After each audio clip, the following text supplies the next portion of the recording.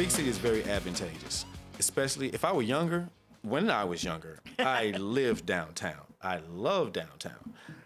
As a 40-year-old man, no, I don't want to be around the crazies anymore. People screaming at night, practicing. You hear gunshots down Oh, there yeah. practicing. I hear gunshots every time I'm practicing.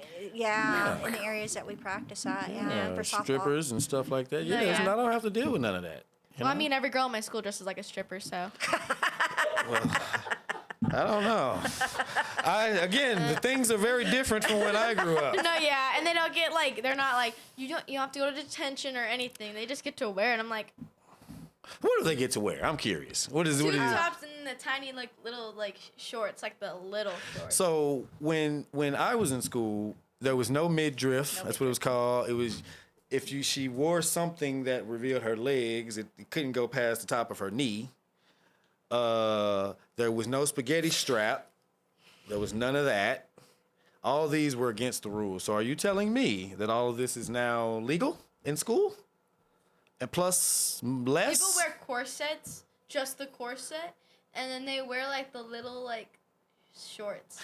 So Like the little shorts, like teachers- where you can see your booty. So your teachers don't say anything about this? Mm-mm. Why is that? They don't care. Okay, so you're saying, so you think they don't care or you know they don't care? I know they don't care. Well, everybody's dressed like that. And like Honestly. they can't just send everyone in their class to the Yeah. principal. Like I mean, like they can't send the whole school to the principal. So there's like no school handbook saying what's allowed and what's not there allowed? is. There is. We just don't follow it. Yeah. Well, I follow it. I really don't care enough to like go out of my comfort zone and be Okay. like, oh, I'm wearing hoodies. I'm like, That's good. It's sweatpants, cold like- in school. yeah, I'm Yeah. fucking like cold. I'm like, why are you guys wearing that? You got all crazy. Okay, so how do you feel about that then, knowing that your daughter is surrounded by half-naked knows. teenagers? So, yeah, I know it's crazy. No, right? she knows. She's seen them. Yeah, well, yeah, because I go to school with you in the morning. But honestly, I think one of the things is that you know what you're saying about these inner cities and things like that. Well, that whole thing of not taking any responsibility and there's no consequence to anything. That's what her entire generation of high school is like. They don't care about consequences. They don't care about.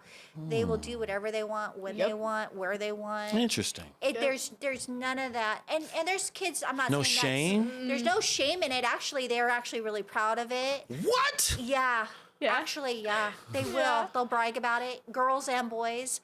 But I think there's always the ones that have the moral compass, right? But there's quite a few of them that will do whatever. Quite a few. Yeah. Quite a few. Yeah. A lot of them. You can make that. You gotta put that on the shirt. Quite a few. Quite a few. That's So the you thing. kind of wonder what it's going to be like when they get older, because they're not learning what consequences now at the age that you should be learning those things. So how is that going to transcend into society when they get older and they're getting away with all this stuff? I don't know. It's a little discerning, for sure. I think that's something that me and Pilot challenge each other on, possibly daily, because that's what I tell him. And the OG capacity that I have, there's a certain level of mind my business, but then there's a certain level of I have a role in the community. And it's where do we draw this fine line of, hey, I should be correcting y'all because this ain't how it's supposed to be, even though you guys don't want correction because you want to do what you want to do, but we still have to keep the integrity of the community. And I think that is something that is very difficult. And in my own way, I just attack it head on. That's how I do. I attack it head on. Hey, this is stupid. Don't do that. You know what I'm saying? That's how I attack it Attack too, it. isn't it, Madison? I'll go walk up to any of her friends and I'll tell them exactly what I think. But in our society today, you can be canceled and things can happen to you. There's repercussions for trying to do the right thing. Right, which is loony to me. But that's just how things are. And so for her, when she goes to school, it's definitely, hey, this is how you were raised. This is what is right, and this is what you follow. Because for Madison and I think a lot of her friends, they want a future. They want to be successful. They want a really good life. And so they're trying to not screw it up back here because they know it can affect them later on. And that's, I think, just because the parents all share a lot of the same morals and the same, everything. So And I'm in tune exactly with your level of parenting and ideology. Like she's saying, there's a whole world, and once you get past a certain age, I can't say what that is for women. She'd probably be able to refer back to your mom for that. But time flies after a certain age. I don't know exactly where that is. I don't know if that's 18, 21, 25, or whatever it is. But it's probably sometimes right out of high school. Then it's like the clock just... Like right now, it's like, oh, I got time. I got this, but after a certain age, it flies, and then you have to, and then it's like looking in the rearview mirror. You drive? Yeah, you drive. So it's like, okay, so yeah. So as you're driving, you have to pay attention to the road, right? So staying on the course we were talking about earlier. No, yeah. But you got Starbucks over here, and you got something over there, Boba. whatever. Yeah. Love boba. I saw a boba place over here, and I was like, I need to. So those are the things that could possibly get you off track. But if you're going to be at Boba for 20 minutes because the line's long and you're not going to be where you need to be, then we might have to skip Boba or get it on the way back, right? Yeah, that's what I'm doing. That's what I'm doing. That's why I'm here. Yeah, see, perfect. We would have driven to Boba, but I was like, gotta be here. And the fact that you have someone in your life and that you yourself can recognize that says a lot about your potential future. And truth be told, that's what guys look at, is the potential of someone. Not all the other stuff. Some of the we definitely look at the exterior, but I mean, a lot of them do. But at its core, once you get past that part, it's the potential of the woman. How she can be for you, and how, as far as her helping you advance, and as far as what she possibly could do if you guys decide to have a family. And that's what really matters. So if you can make sure that you got all your boxes checked and your T's crossed and I's dotted, then you'll have a easier, more successful, probably longer lasting relationship type future. Wow, okay. That's why we bring him on, because you need to hear that from somebody other than your mom or your dad. People need to hear these things because there's nobody out there telling them. So that's awesome.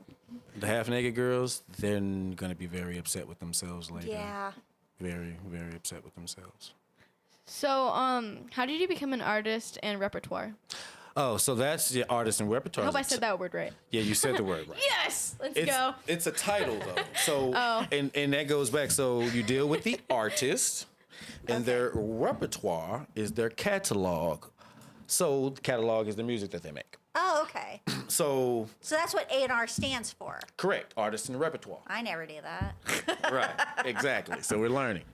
But so that's what I do in that capacity. Album and records. No. I thought it was. No, but that is. But again, it's basically that. So CRM, you know what that is? Well, no, that's not what it's called. Yes, it is. When you take a project, so it's project management. Yeah, Project CRM. management, yeah. So that's pretty much what an A&R is. They're a project manager. So the project would be frequent flight miles. So frequent flight miles is a project that's going to have 5 tracks, 1 feature, 5 tracks, 2 singles. So now we have the A&R gets the direction from the artist, artist. Mm-hmm. The A&R gets the direction from the artist, and now it's on the A&R to bring that idea to life. So with frequent flight miles, you collaborate on tracks. In some instances, in most instances, it's all on the A&R. But me and Pilot have a different relationship, the way we do business, so it's very inclusive how we get down. And then that's it. And then going through the artwork, going through the project, the recording, the mixing, the mastering, the marketing, all of that to completion. And we still have 2 more things to do, which is some videos that are going to be shot by somebody. And Just then, Come at midnight tonight and he'll be able to get them done. It is kind of true, though. It's kind of true. He's busy. and then once that project is complete, and then we move on to the next project or whatever. And then in that capacity, you can work with different A&Rs. So his next project, he does have a different A&R. Oh. Jose Nose. So Jose's from out here. He's I a love his name though. Jose Nose. Yep, he's a motivational speaker from Scottsdale. Wait, Jose Nose? Yeah, Jose Nose. That's such a cool name. I want that name. Yeah. Like, that's like a cool name. Like, Yeah, oh, what's up? My name's Jose Nose. Like, that's so cool. He should take over all the Raffi signs. Oh, I'm gonna tell him you said it. I'm gonna make sure he sees that. Just put your sticker over it. Jose Nose. So yeah, so his next project will be, but what that does is it adds variety to the sound. Sometimes when you listen to artists, I'm like, oh, the last album sounds like the last album, or this new album sounds like the last okay. album, because they probably worked with the same people. And sometimes that works good, but then sometimes that definitely works bad. But right now for Pilot, and I told you he'd probably be dropping next summer officially, is we're finding out who he's going to work good with. So Okay. that way, once we get into next year, he has the people that he needs around him to produce the music that he wants to create on the consumer side. You know what's going to be produced soon? My mom's book, which you should go buy at www.talk2mepodcast.com. I don't know how much it is, but you should go buy it right now. Woo! Yeah, that's so cute. But so what's your mom's book? What do you mean your mom's book? What book? Unacceptable Lives, which you should go buy on Amazon also. Is it Audible too, or is it just? Oh, I don't know. is Yeah, it is Audible. I didn't know that. Oh. Yeah, Audible. Yeah, absolutely. Okay, well then I might have to go get that thing tonight then. Mom, explain it. Explain the She's book. better explain it than I Oh my am. gosh. So it's so funny because a lot of what you talked about for your story is kind of the story that I put together for Maddie about growing up kind of like in a small town and then trying to understand the difference between the smaller town and the bigger town and the adversity that you find yourself in, and so the character connects with an older person who's been kind of the rumor mill of the whole town and ostracized and things like that, and she gets to know her and they get to have this relationship, and then the girl helps bring everything through the old woman's story to a resolution between her and her family.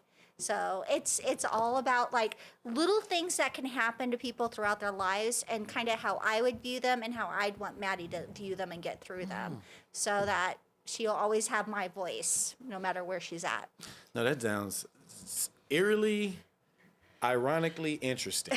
I definitely am interested in Thanks. hearing and reading this and getting connected and finding out what you've included and how this story goes, because that kind of sounds like me, actually. Yeah, just understanding, don't judge, don't put people in boxes.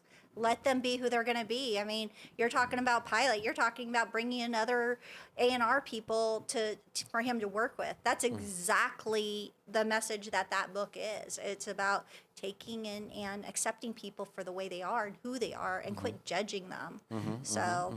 That's my biggest message to Maddie. I don't want her to go through life judging people. No. And she's really good, and she's learning that at a young age. So, what advice would you give someone, a podcast per se, if they Just wanted happens to to be a succeed podcast. on Spotify? See, should no go follow. Spotify. Okay, so I guess this is one of the questions that I would do with the artists as well. Authentic and organic. So I would say, again, don't chase the algorithm. One, not necessarily, but be mindful of the algorithm. Okay. But not necessarily chase it. Why? Because chasing the algorithm, what happens when the algorithm doesn't work? Does your show stop? Does your fandom no? So what we have to do is we have to continue to bring food into the storehouse.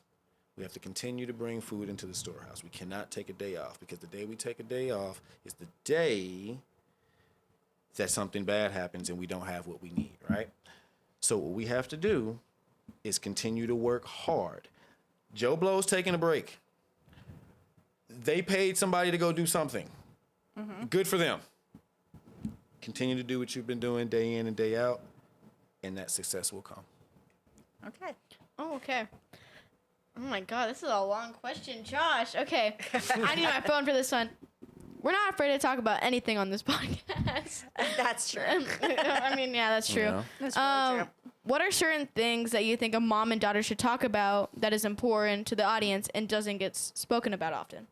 That is a good question. Yeah, I think it was kind of like alluding back to the book. I don't think that in my experience with mothers and daughters, and that's still like probably small doses, but I think even from a father-son perspective, I don't think we talk about the future and the realities of it.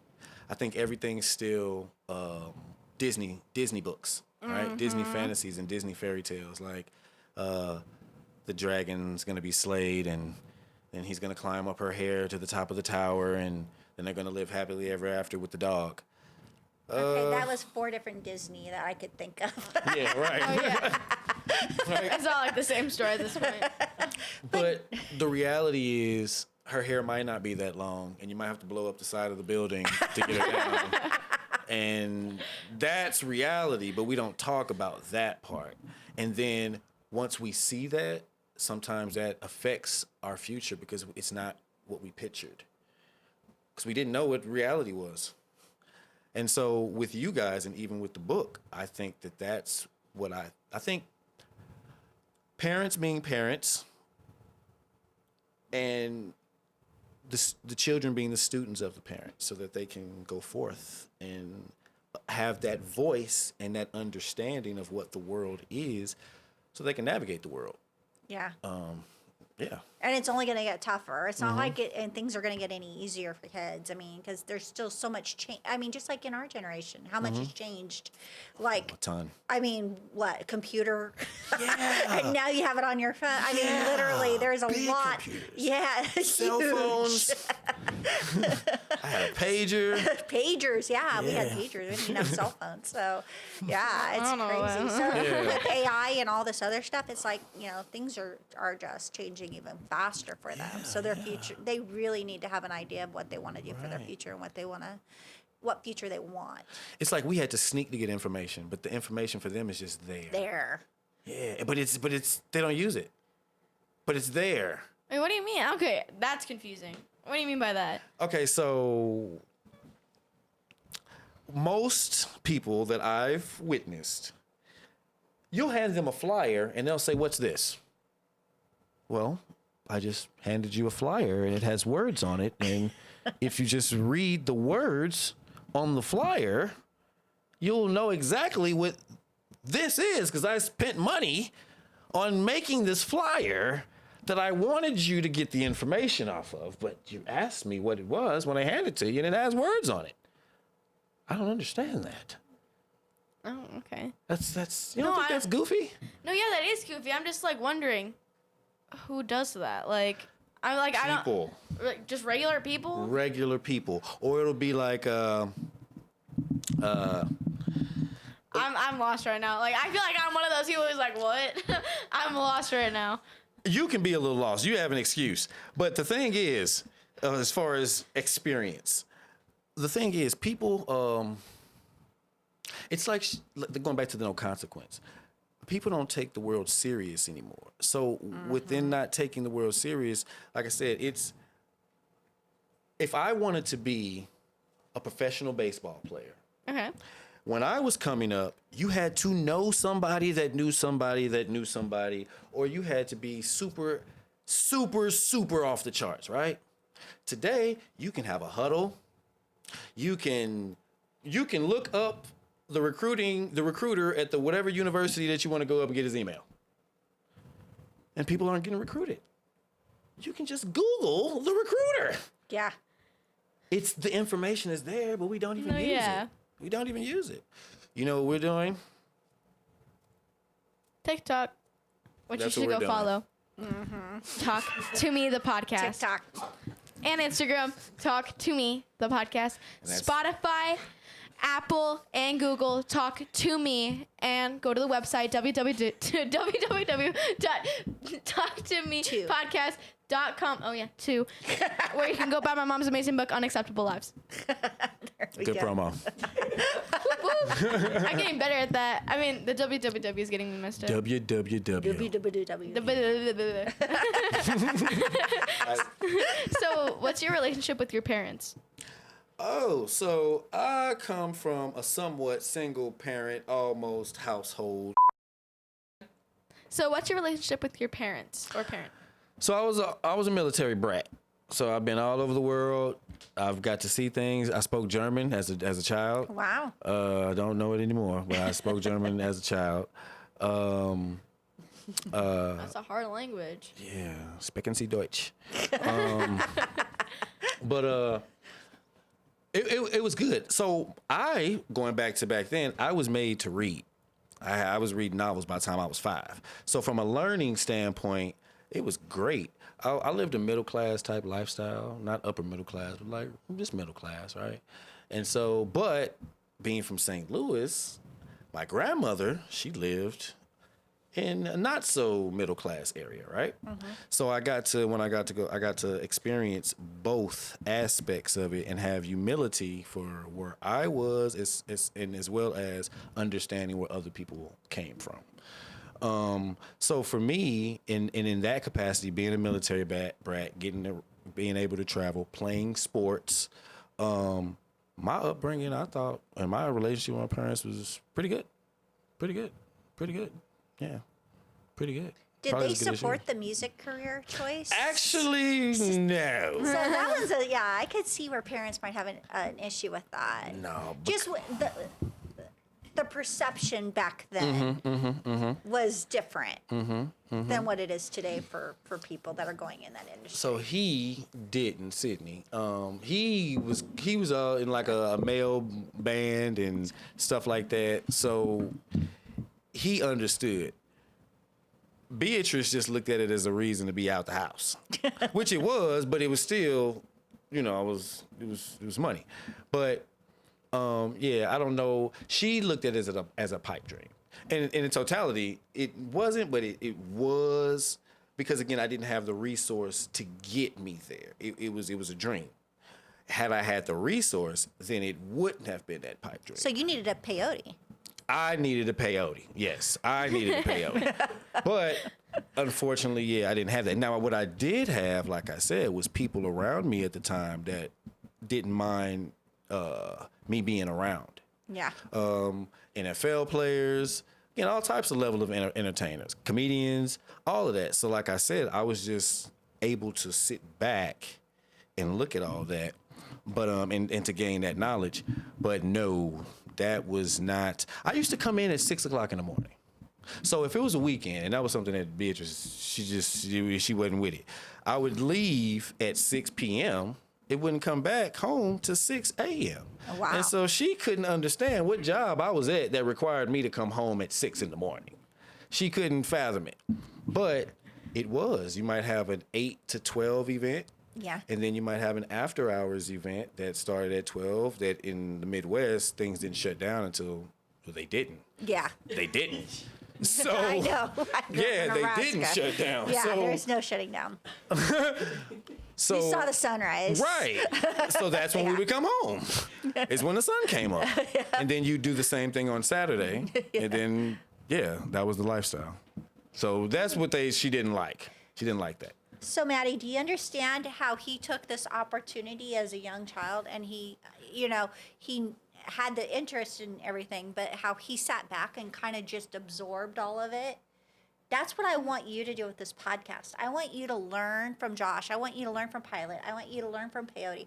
I want you to sit back and really just absorb it and understand it and take that into whatever future you decide for yourself.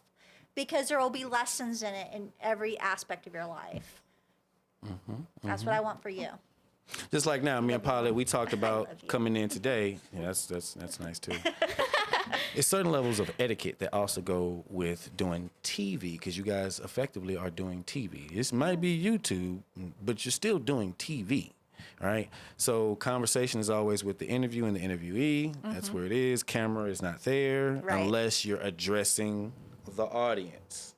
But there's certain levels of etiquette that go with it that make quality TV, which he will be practicing today to get him to where he needs to be as an overall talent. But things like that. That's what we're here for. Yeah, that's awesome. Well, we are just so happy to have you both here, actually, to take in to introduce you guys out to our Talk2Me family and everything. So, was the way you were parented a help to your success? Yes, because again, I came from that military background, so I was a certain level of discipline going back to consequences that I would have to face if I did not do the right thing or the right thing in that moment. There was a lot of accountability in my household as well as within my family. My family was into sports, and so it was do it this way, shoot this way, run this way, don't run that way. And then the rewards of doing it that way that we were told or instructed is we did good, right? And then when we didn't do and we were scolded, it's probably because we didn't do good. And that gave me thick skin, which a lot of people today do not have thick skin. They're going to cry if you tell them the truth. So The truth hurts. That's my favorite saying. That's our favorite thing. It's She my always favorite like, the saying. truth hurts. The And I'm truth like, hurts. You're going to hear it. You're going to hear the truth, and it's going to hurt, but the truth hurts. That's just the matter of life. yeah, and then even, but sometimes it's hard to tell the truth when people aren't going to be able to accept it. And I think that's what it's not really a problem for me to navigate that, but it's a problem with having to deal with the realities of the consequences of telling the truth. Because this is the world we live in. At one point, telling the truth was the thing. Like, Yeah. it was the thing. That's what you It's did. what you did. Today, it's only tell me the truth if it's going to impact me positively. But if it's not, F your truth. Yeah. Or the truth is I'm going to make it. Right. I can control the outcome. I'll control the truth. Which, again, I don't understand. But that level of parenting helped me, and it also helped me in the military. And, so it was easy for me when I got to the military. So, how do you see the state of music as it is now? Well, as of Questions. recent, there are some question. things that have been to answer your question is trash, but there are some things that are happening now that it might be getting back to a place of nostalgia. You know what that word means? Yeah. Oh, yeah. What does that word mean? Okay, so the word pretty much means like a long time ago, like let's say like the 90s, how people would wear like these like hip clothes. Like people are starting to wear that now to be like nostalgic, like old movies or old like shows, like little kids shows. I see how you're connecting it. No, yeah, where like you like watch those because it reminds you of your childhood or something like There that. you go. Yeah. Sorry, I'm not great at explaining things, but I like know what it is. That's nostalgia. Yes, it's being able to help you remember the past as you remembered the past, right? So the way go back to the past. I remember music was soulful, inspiring, thoughtful, great arrangements. No matter what, no matter the genre, there was a certain level, especially if it came on the radio, there was a certain level of consistency that a song had. And today we don't have that anymore. It's more of a free fall. It's like a free for all. It's anybody can. So that was one of the things that I'm definitely going to talk to Josh about when we have our sit down. But the way the marketplace is today is, and I thought about it today, no other industry will allow people that don't deserve to be in the industry in. If I want to be an NFL owner, I can't. No. If I want to be in the NFL, I still just because I want to be or because I think I'm good, I can't just go. There's a prerequisite that I have to follow in order to get there. If I want to be a CEO of a Fortune 500 company, I just can't, right? I have to go through a set of prerequisites that give me the opportunity to get there. But in music, in my industry, anybody can just put out music. Yeah. And so, Well, that's the digital age, right? Correct. So that's the YouTubes. That's the, that's where people are trying to be found, TikTok, whatever it is. but here's the problem. What we don't have is an issue with people doing what they want to do or what they are passionate about, right? But from a competitive commercial standpoint, there's only one pot of money so YouTube, Spotify, Apple, they all get one pot of money, right? So, and that's why I brought up these industries. In my industry, there used to only be good people. Everybody was good that was in there. But now you have good and whomever else. Those whomever else now get a piece of that pot. Oh, okay. No matter what. We don't want them in that pot. Yeah, they get a piece of that pot. But what's happening now is, they're diluting the pot. Yeah. That's what's happening. They're not making anything. They're just making the pot thinner because of their presence. What I want is them gone. I want them eradicated. And I'm very vocal about that in the state of Arizona, because in this current state, you have a lot of local artists who are passionate about music, who have a desire to do music, but what they're not doing is doing it in that capacity. They're not out just inspiring and doing it for the love. They also want accolades. Yes. I could see that. And in their desire to get That's accolades. that 15 minutes of fame everybody's Yes. chasing. Right. But that's diluting the pool, right? So now you said you saw Pilot as a star, right? Mm-hmm. It's going to be harder to get him to be a star if there's a label that's needed, right? Mm-hmm. They might not pay him as much as attention because everybody from Arizona who possibly just was a hobbyist, they don't want hobbyists. They want people that are serious. Mm-hmm. So again, right now, I told you guys we're on a pod tour, starting with you guys. We're showing that we're serious. That hat that you saw, which I'll let him get to during your conversation, but there's an intention behind that. Everything is to get everything to move forward, whereas the hobbyists, they're not doing that. They're just in the way. But as of today, Spotify,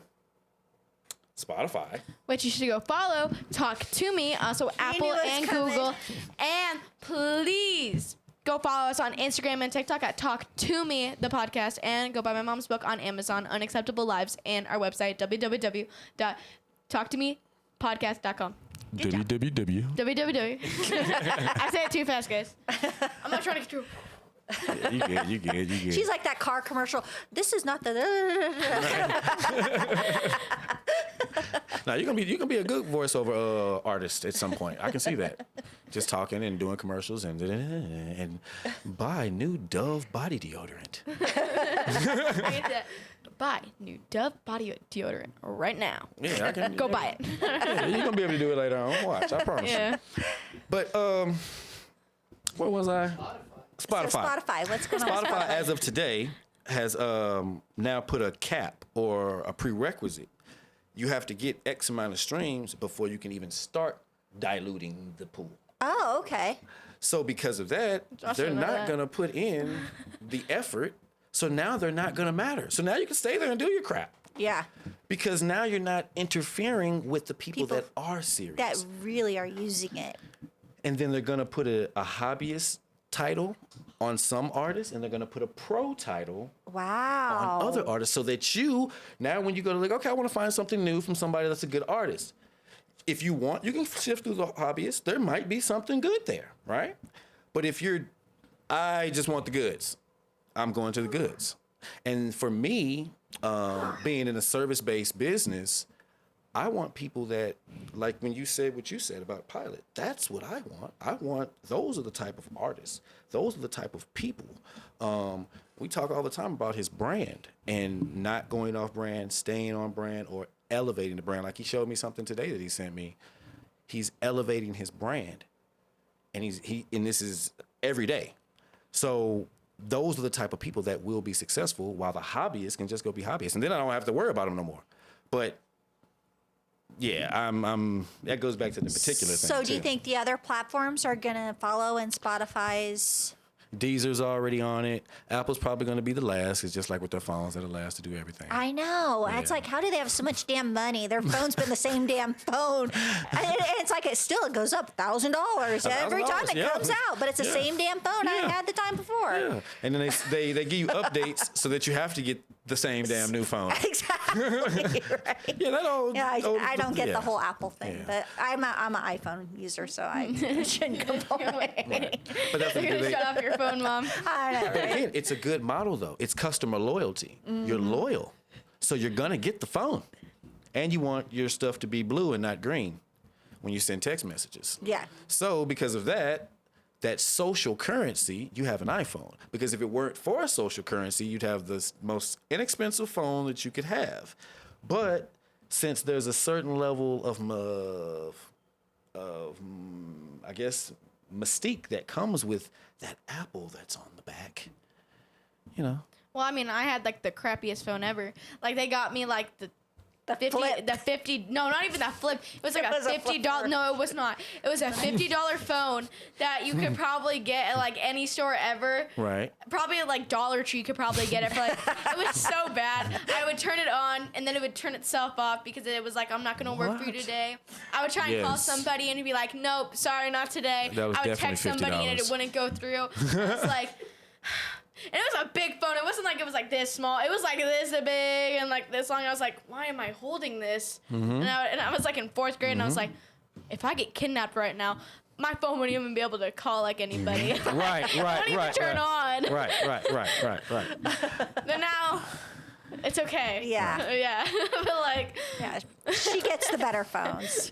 We don't want you getting kidnapped. We want to be able to track you. Right. And that's what it is. But I brought that up is to say it's the same thing within music. What we have to do is create that customer loyalty, even with him. And this is a part of it because somebody that watches your podcast, there's a good chance they might go look for his music. And if they have a good relationship with you in the podcast, then there's a good chance that they might have a relationship with him and his music. Mm-hmm. And if that works, then we did the same thing that Apple did, is just give them that customer loyalty. And that's the reason that you come back, is because of the customer loyalty, nothing else. Yeah. How would you like to see the state of music change, though? Okay, so changing. I think just going back, I think taking time to know history. I think history is a good place. Like even with you in softball and baseball and athletics, knowing the history. Your mom says you learning this podcast. Okay, so what is broadcast journalism? What is journalism? You know, because this is essentially. I don't know what it is today, because that's like. Right, but that's essentially what you're doing. So if you take the past and learn from that and bring modern things or modern ideas to it, then it could possibly, going back to the success of the podcast, help that too. But I think it's about understanding history and knowing where we came from and knowing where things originated and why they started, which again, it's a free-for-all now. It's just, I woke up today and I want to talk about the birds. I'm going to talk about the birds, and I'm going to put that on Spotify, just talking about some birds. And then I'm going to perform for free in front of nobody because I want people to see me that aren't here talk about these birds. Yeah. But that's what we want to do because I get to say I'm a rapper now. Yeah. About these birds. So I definitely would like that. I think that people just need to stay in their lane and not try to do things out. Everybody thinks that they can do everything, and I don't think that's realistic either. But don't you think that came back for like, oh my gosh, I want to say The Voice, but the one before American Idol and all that stuff. Do you remember when that show first came on? Why did you watch that show? Did you watch it for the talent or did you watch it for the people who couldn't sing that got kicked off? I wanted to hear Simon clown somebody. You did, so right? That's what I wanted to hear. And then you watched that for a couple years, and then 4 or 5 years into it, did you want to hear him? No. You wanted to hear the singing. You wanted to hear the people who actually had the talent again. At that which is point, where The Voice came from. Right. Because The Voice went back to people with talent. Correct. You're right. It was like a gimmick, and that worked very well, and you had a few sprinkled in. Yeah. But then after a while, it was... It was the same thing. Yes. And then trash. it felt like it was almost mean. Like, people were stupid to go on that show that we made Like, fun there was of. like this worm guy who came out of an apple, and it was like the weirdest thing I think I've ever. Yeah, it was the weirdest thing I've ever watched. And he's went on there 4 times. They put him on there 4 times on America's Got Talent. Yeah. See, it's just, it's like it's been there, but done that. Why would you go back? I mean, but there's still probably a fan base out there that'll watch it, but people are looking for the talent. They're still wanting to connect to that talent. And so, yeah. So I could see where you're talking about kind of going back and forth and things like that. What do you want to change? Oh, wait. What do you want to change the landscape of artistry in Arizona? It's just gonna. It's a tough one, but what I think is going to take is just authenticity, which is going to be hard because since this place is so much of a melting pot now. Yeah. There is no true definitive culture within music Everywhere. So it's just like with other cities. It's like, okay, LA. However you think of LA, you've got an idea of LA, right? However you think of this city, you've got an idea. When you think of Phoenix or the Valley, it's really not. Some people may think foodie, maybe. I'll take foodie. I think of the desert. But that's nothing. Yeah, Yeah, that's literally nothing. It's nothing. So it's like, okay, so how do you represent that from a musical standpoint? How do you Yeah. represent nothing? Yeah.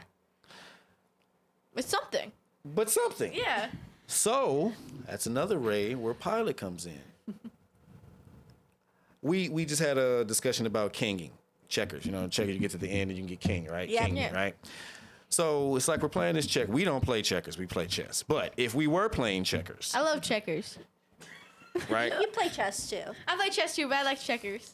So you get king, and when you get king, you get the superpowers, right? Oh, no, yeah. So you get to move around, do all that, right? So, but right now there seems to be a vacancy. There's nobody. Like I said, okay, who's coming from? At one point, you might be able to say DMX, like it's the name from or whatever. But there's nobody that really comes to mind. So what we're getting ready to do is create that culture. We're gonna show people and dominate, and through that domination, we will create that culture. And with people like you to come have us talk and possibly perform at events and stuff like that, we'll be able to have the capacity to do so and actually make a positive change for Arizona.